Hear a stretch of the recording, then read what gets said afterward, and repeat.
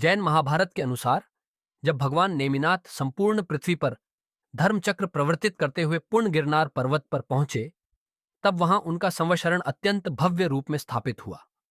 अनगिनत देव, मनुष्य और मुनि उनके दर्शन और उपदेश के लिए उपस्थित हुए।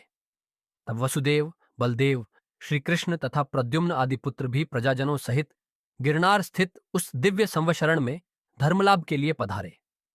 संवशरण में पहुंचकर बलदेव ने प्रभु नेमिनाथ से विनम्रतापूर्वक प्रश्न किया, प्रभु, कृपा कर बताइए, द्वारिकापुरी का भविष्य क्या होगा? श्री कृष्ण के राज्य की समृद्धि कब तक रहेगी? और मैं, जो श्री कृष्ण के मोह से बंधा हूं, कब इस संसार से मुक्त होकर संयम प्राप्त करूंगा? बलदेव के इन गहन प्रश्नों को सुनकर भगवान नेमिनाथ की दिव्य ध्वनि खिड़ने लगी। प्रभु ने कहा, आज से 12वें वर्ष में मदिरा के कारण द्विपायन मुनिराज के क्रोध से द्वारिका भस्म हो जाएगी। श्री कृष्ण का अंत कौशाम्बी वन में जरतकुमार के निमित्त होगा और उसके बाद तुम वैराग्य लेकर तपस्या में लीन हो जाओगे तथा ब्रह्म स्वर्ग में उत्पन्न होगे। यह सुनकर सभा में गहन मौन छा गया। द्विपायन मुनि, जो वसुदेव की पत्नी रोहिणी के भाई और बलदेव के मामा थे, ये जानकर कि उनके कारण द्वारिका नष्ट होगी, तुरंत संसार से विरक्त हो गए। उन्होंने दीक्षा धारण की और 12 वर्ष की तपस्या हेतु द्वारिका से दूर पूर्व दिशाओं में चले गए। जरत कुमार भी यह सोचकर काफी दुखी हुआ कि उसके निमित्त से श्री कृष्ण का विनाश होगा। अतः वह भी दुखी होकर ऐसी जगह चला गया जहां श्री कृष्ण दिखाई भी न दें। जरत कुमार श्री कृष्ण को बहुत प्यारा था, अतः वे उसके चले जाने से काफी दुखी हुए।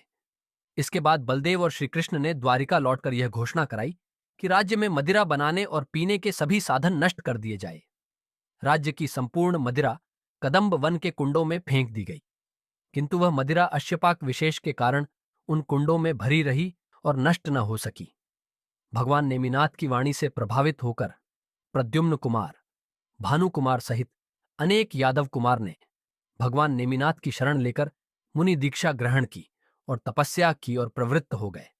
रुक्मिणी, सत्यभामा और अन्य 8 पटरानियों ने भी अपने पतियों से आज्ञा प्राप्त कर अपनी पुत्रवधुओं सहित आर्य का दीक्षा धारण कर ली और वे भी कठोर तप में लीन हो गईं। बलदेव का भाई, जो उनका सारथी भी था, ने भी मुनि दीक्षा धारण कर संयम मार्ग अपनाया।